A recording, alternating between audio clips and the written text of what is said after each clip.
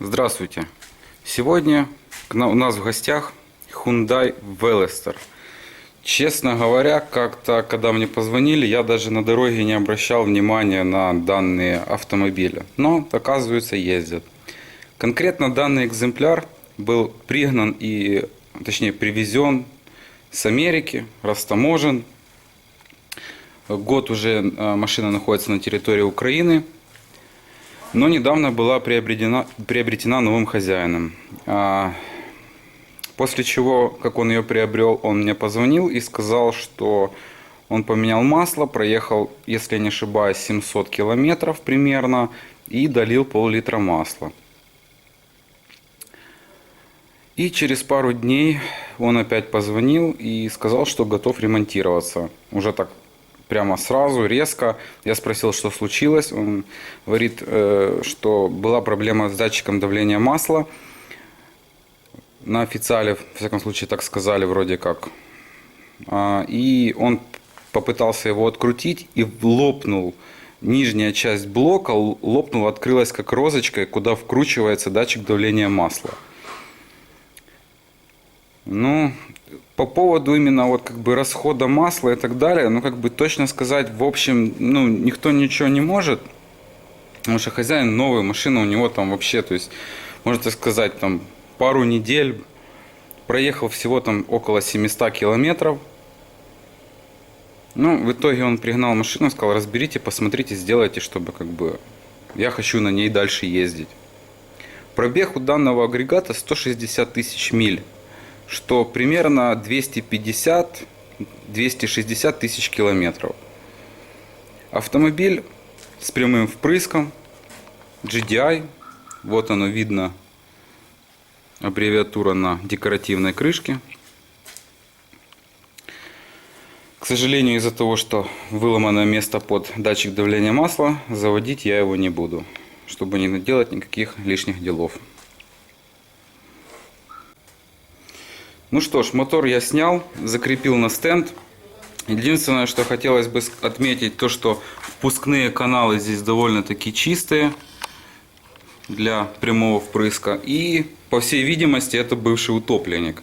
Потому что крепеж в очень окисленном состоянии, ржавый, очень много моментов. Коробка вообще окисленная, непонятно в каком виде. И вот в этом вот месте, где ты тут? О! Внутри обломался болт крепления кондиционера.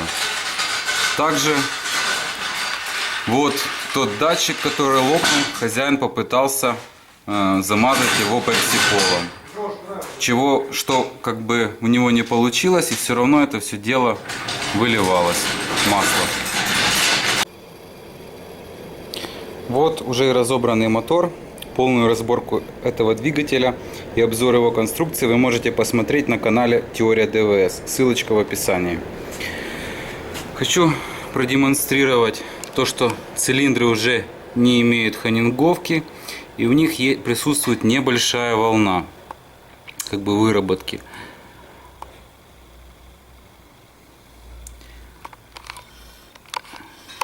Здесь мы видим такой вот небольшую натертость на 4-м цилиндре. Хотя в принципе такие маленькие следочки есть везде. Но в принципе это ничего страшного, конечно.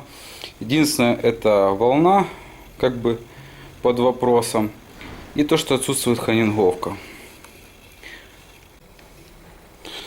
Хочу заострить немножко внимание на поршне. Этот антифрикционный слой немного пострадал уже, как бы, точнее он стерся. А теперь сами кольца. Данное кольцо, оно идет коробчатого типа. Как видно, оно закоксовано. Я вот здесь сейчас специально кольцо немного чуханул одно.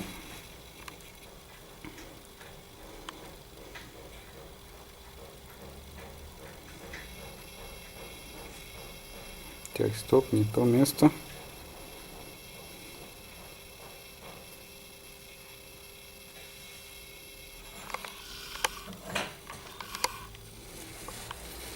Как бы вот так продемонстрировать.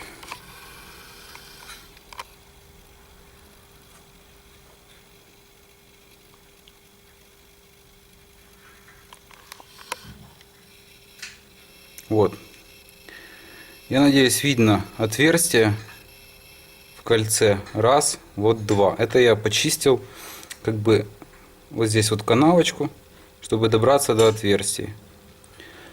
Что могу отметить? Это такая же проблема была на автомобилях TFSI, ну, CDAA, CDAB, когда установили вот такого плана кольца с такими вот маленькими отверстиями. И они очень быстро закоксовывались, и мотор начинал есть масло. Но он как бы сам по себе немного потреблял тут двигатель масла, но потом как бы более прогрессивно, в больших количествах, точнее будет вот так сказать. Этот двигатель наверняка страдает той же самой проблемой. Я, конечно, утверждать типа 100% не могу. Если я как бы не прав, напишите в комментариях, что там пробег этого мотора там сумасшедший и с маслом все нормально. Но мне кажется, что эти моторы должны как бы с завода иметь небольшой расход масла, потому что пропускная способность таких вот отверстий по кольцу очень маленькая. То есть и какой-то там расход, к примеру, там пол-литра на 10 тысяч, я не знаю, или может быть даже литр на 10 тысяч, он должен есть, но сам по себе как бы. Хотя, может, новый мотор и не будет есть, а начнется данная проблема тысяч через 50, особенно при сервисной замене масла, которую они рекомендуют. Вот те ребята, которые, как правило, делали моторы на Volkswagen, то они потом меняют масло раз в 7000, если они даже поставили вот такого вот формата кольца. И мотор более-менее долго ходит без особого расхода масла. Касательно головки, герметичность уже была по выпускным клапанам слабоватая. Видно раковины, черные точки. Впускные седла, как обычно, почти все, ну, как бы в идеальнейшем состоянии. Так, с легкими повреждениями, кроме на первом цилиндре. Вот здесь вот можно посмотреть, что здесь нагара как бы больше таких точечек. Скорее всего, я так понимаю, что в процессе эксплуатации вот этот вот шлам, который внутри, кусочек отвалился, его прижало клапаном. Ну и получился такой легкий подгарчик вот именно в одном месте.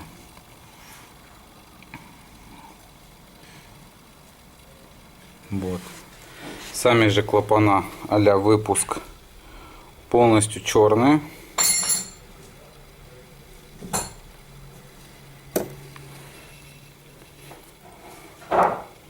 Впускные имеют вот блестящий контакт, как положено в принципе. Ну, погрешности, конечно, имеются, но очень-очень маленькие. Вот. То бишь типичная как бы правка седла будет на данной головке. Перешлифовка тарелочек клапанов, ну и также соответственно отрегулировать ее необходимо будет после всех этих процедур.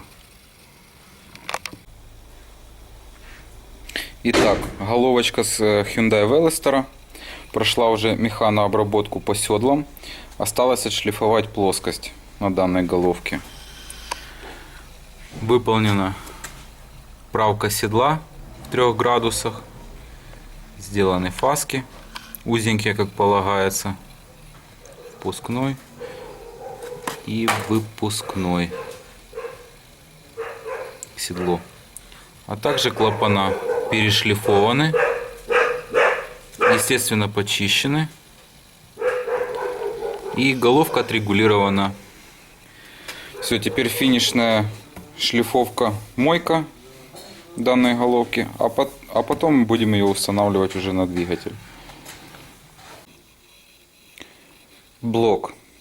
Как бы мне не хотелось его спасти, скажем так, оставить его в родной геометрии, поставить группу, например, побольше, у него стояла группа B, например, установить группу C и под него просто расхонинговать блок. Но один цилиндр этого не позволил сделать, так как у него эллипс был примерно 7 соток, 6-7 соток. Даже установив группу, такой эллипс просто не убрать. Скажем, там 1-2 сотки эллипсов вполне вероятно, что можно было бы вывести. Ну, к примеру, если бы у него был бы эллипс там 5 соток, возможно бы получилось бы сделать на 3 сотки эллипс, но 7 соток ты никак не уберешь. Ну, более детально, конечно, про такие манипуляции могут рассказать те, кто занимаются, именно станочники. Про вот эти вот можно, нельзя убрать. Но мне просто как-то блок расхонинговывали, у которого был эллипс 3 сотки, и получился он 1,5 сотки после расхонинговывания. То есть иногда такие варианты прокатывают, но, честно говоря, это редкий случай. Данный блок загильзовали гильзами верхним упором. То есть вот можно посмотреть, что гильза как бы выходит за подлицо, она толстая. Форсунки в этот блок ставить, я так думаю, что бессмысленно, так как практика показывает, что моторы 1.6 и 1.4 ходят довольно-таки неплохо, и я так думаю, что просто нет смысла в них. Хотя, вроде как я слыхал, что на некоторых версиях 1.6 установлены форсунки охлаждения поршней по тому же принципу, как ставлю я. Ну и известная всем, конечно, компания по ремонтам Hyundai на территории России. Выполнено гильзование, хонингование, а также шлифовка плоскости блока. Также хотелось бы продемонстрировать, если кому-то интересно, толщину гильзы.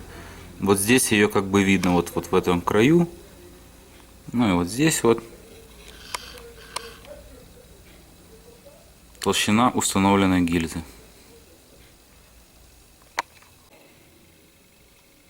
Установив коленчатый вал, видим, что он довольно-таки легко вращается. Прошел он полировку по шейкам. И коренные вкладыши были подобраны чуть-чуть полнее. Кстати, при разборке двигателя, когда мы снимали вместе с Евгением Травниковым, было такое предположение, что как бы деформированная пятая коренная постель, так как вкладыш имел небольшую потертость. Но на всякий случай я ее промерил. Ну, промерил я уже все постели коленчатого вала. И все они были одинаковые. Эллипс почти доходил до 1 сотки. То есть индикатор, стрелочка, почти вот 1 сотка была эллипса. Ну, даже меньше, чем 1 сотка. Как бы все в допуске, в норме. Скорее всего, эта потертость произошла, когда запускался двигатель с разломанным, так назовем, маслоканалом, место, куда закручивается датчик. То есть, так как точка самая дальняя по давлению масла, то есть, скорее всего, сюда попало меньше всего, и поэтому его прихватило. Там, царапнуло, скажем так. Приехали мне новые кольца. И вот маслосъемные кольца остались в той же конструкции, ничего не модифицировано. То есть те же мелкие отверстия в коробчатом кольце. Хотя, как на меня, было бы гораздо лучше поставить наборное маслосъемное кольцо. При сборке двигателя, точнее, когда я ставил поршневую, выяснился вот такой небольшой косяк на одном поршне. Сейчас постараюсь его показать.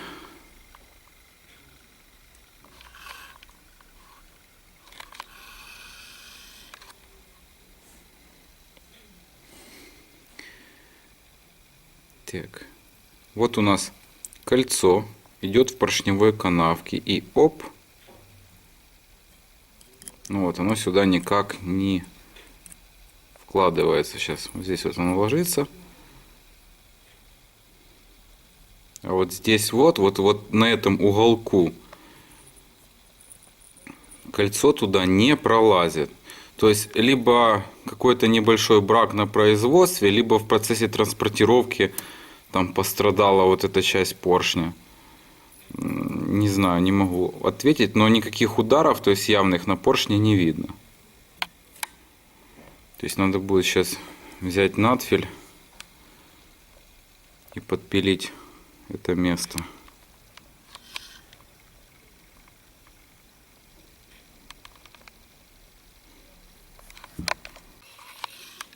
Собран уже поршневая на этом моторе. Хотел сказать, что блок собран, но он еще полностью не собран. ШПГ собрал. Что, кстати, нравится мне при сборке вот такого вот агрегата, это то, что перепутать его, развернуть на другую сторону, как бы тяжело. Если когда собираешь обычный, там понятно, циковки чуть больше, чуть меньше, ну, то есть в основном обращаешь, то есть на указание перед поршнем. То есть вот здесь точечка, вперед поршень. Но здесь такая лунка, которая должна быть направлена именно на впуск для форсунки. Точнее, если правильно сказать, это не для форсунки, а для правильного смесеобразования при впрыскивании форсунки. Можно приступать к дальнейшей сборке агрегата. Хочу напомнить, что основная причина разборки данного агрегата была в том, что вот эта вот часть была разломана. Восстановили родную его плиту путем того, что полностью заварили алюминием, ну, аргоном точнее. Профрезеровали площадку и нарезали новую резьбу под датчик давления масла в канал. Конечно, может задаться вопрос, а не проще ли было купить нижнюю часть блока? Да, проще, конечно, безусловно, но задняя часть блока, она же и является, вот как видно здесь, вторым корпусом под сальник задней коленвала. Верхняя часть сам блок, половинка, и нижняя часть блока вторая половинка. Вообще, когда изготавливается такая деталь, то есть две половинки блока собираются, делается посадочное место под сальник, ну и опять разбираются. То есть, соответственно, вполне было вероятно то, что купив просто нижнюю часть блока, будет каким-то эллипсом, либо смещение какое-то может быть небольшое для сальника коленвала. То есть, соответственно, купив эту часть, необходимо опять же ее вести на станок для того, чтобы сделать посадочное место под сальник коленвала. А также при сборке двух половинок блока необходимо не забывать то, что там находятся две резинки под маслоканал, и их необходимо устанавливать новые. Они идут в полном наборе прокладок. Полный набор прокладок в этот раз у нас Victor Reigns. Если кому-то интересно, вот его номер. Здесь, конечно, идут немножко не все прокладки, не хватает под верхний фазовращатель, под корпусом стоит прокладка, ее не хватает. Нету прокладок под форсунки, так как они здесь уплотняются, для того, чтобы не было подсоса воздуха в цилиндр через форсунку. А так, в принципе, я все просмотрел, вроде как все есть. Но если что-то при сборке окажется, что чего-то нету, ну... Почему не был куплен оригинальный набор? Да просто ждать его долго. Victor Reigns был, скажем так, 7 дней ждать этот набор надо было, там, или чуть меньше, 5 дней, я уже не помню. А оригинального набора был один единственный в Украине, но ценник был, как хозяин сказал, немалый. А если ждать, то от 3 недель.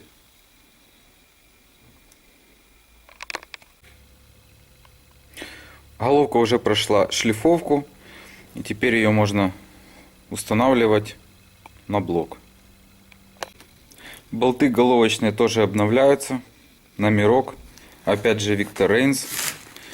Не знаю, как там насчет оригинальных болтов. Есть они, нету. Но привезли Reigns, значит будет Reigns. Головка уже притянута. И если кому-то необходим, вот порядок обтяжки головки. Вот момент для болтов М9 и М10. Видимо, были какие-то модификации с 9 болтами.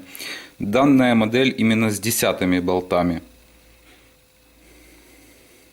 Также, не знаю, может кто-то не смотрел мои предыдущие видеоролики, я говорил, что когда я обтягиваю головку, то есть я не даю сразу этапы, то есть вот, к примеру, здесь 30 ньютон-метров идет, 90 градусов и 90, то есть я даю 30, даю время постоять, потом перепроверяю эти 30. Вот у меня в данный раз подтянулось 4 болта, нет, 3 болта, первый, второй и третий подтянулся. После чего я еще дал постоять головке минут 5-7. Проверил 30 все отлично. Даю 90. 10-15 минут подождал. И опять 90, 10-15 минут подождал.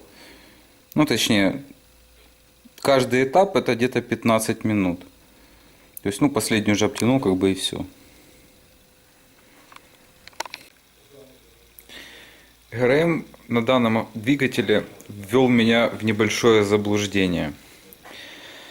Так как у американца немножко отличается цепь, не пластинчатая Морзе, а роликовая, то выставление меток меня как бы немножко привело в ступор. При разборке я на это не обратил внимания. Значит, вот видим, я цветное звено поставил напротив отверстия. Но также могла быть метка и вот эта. Такая же часть есть и здесь, и здесь. То есть у меня как бы стало подозрение, вот здесь надо выставлять или на вот эти части. Пытался сравнить по кулачкам, то есть как они стоят. Ну, то есть примерно вот это должно быть правильно. А потом начал всматриваться в фазовращатели и увидел вот раз полосочка, которая должна стоять друг напротив друга. И вот она два. Она очень невзрачная, тусклая такая, ну как бы в глаза особо сразу не бросается. Обычно, ну, хоть какая-то там типа углубление есть или еще что-то. А здесь вот такие вот две мелкие полосочки здесь. Ну, видно, да, выражена. Здесь она более тусклая. Метка коленвала здесь. Вот она. Весь ГРМ установлен новый. Вот такой пластиковый фиксатор здесь, в отличие от предыдущих машин, которые я показывал, там где металлическую скобу выщелкиваешь. Раз. И пошли крутить. Если я что-то сделал неправильно, должны клапана встретиться с поршнями. Но, как видим, идет нормальное вращение двигателя.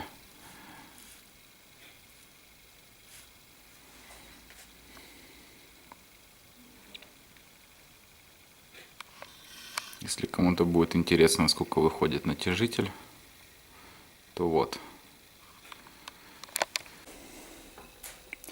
Форсунки прошли диагностику на данной машине.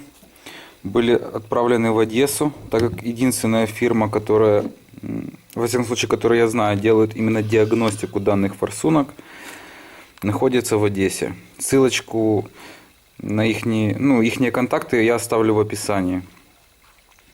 Значит, во время диагностики, когда проверяли форсунки, они переливали.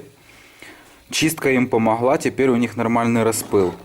До этого у них был плохой очень распыл. А также при установке форсунок этих, ну, то, что там кольца желательно менять между рампой, ну, думаю, это понятно. Между головкой и форсункой ставятся вот такие вот колечки. У них вообще задачи две. Первая, это чтобы меньше влага попадала под форсунку между головкой, чтобы меньше там корродировало оно, чтобы была возможность потом ее достать. И второе, предотвратить подсос воздуха. Конечно, еще предотвращают как бы подсос воздуха и так далее вот эти вот так называемые тефлоновые кольца на форсунке. Но также у этих колец подобная задача. Если кому-то надо, вот номер данных колечек.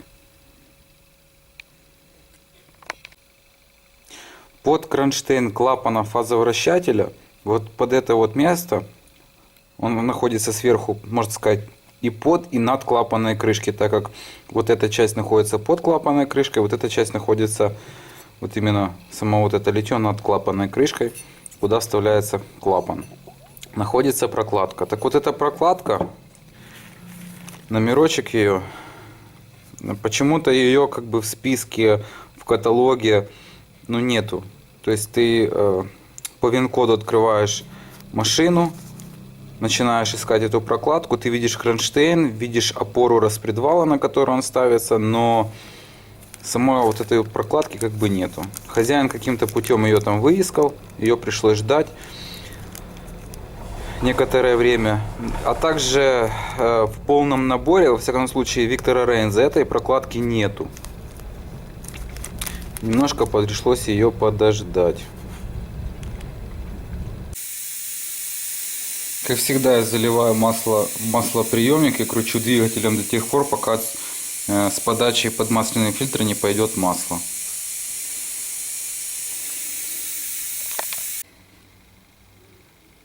Двигатель собран и готов к погружению в подкапотное пространство. В коробку сложены все запчасти, которые были поменены. Единственное, что я где-то потерял передний сальник коленвала, я его сюда не закинул. Так, в принципе, вроде как все скинул, все, что было поменено. То есть прокладка, поршни, вкладыши, помпа, ремень, ролик там промежуточный где-то вот он должен лежать. А также был поменен комплект сцепления, так как у человека были жалобы на слишком тугую педаль сцепления, да и самому комплекту уже как бы пришел конец. Вот. Маховик здесь обычный, не демпферный, если кого-то интересует, вот номерок комплекта, но не факт, что он подходит, потому что хозяин говорил, что есть два варианта вроде как, или даже три сцепления, то ли разными диаметрами, то ли разными шлицами на диск. Я в эти подробности не вдавался, потому что меня хозяин попросил померять диаметр диска и количество шлицов на первичном валу. Ну, все подошло, все работает, педаль сейчас мягенькая. Можно так сказать, что почти нажимается как педаль газа. Чуть-чуть отличается по усилию.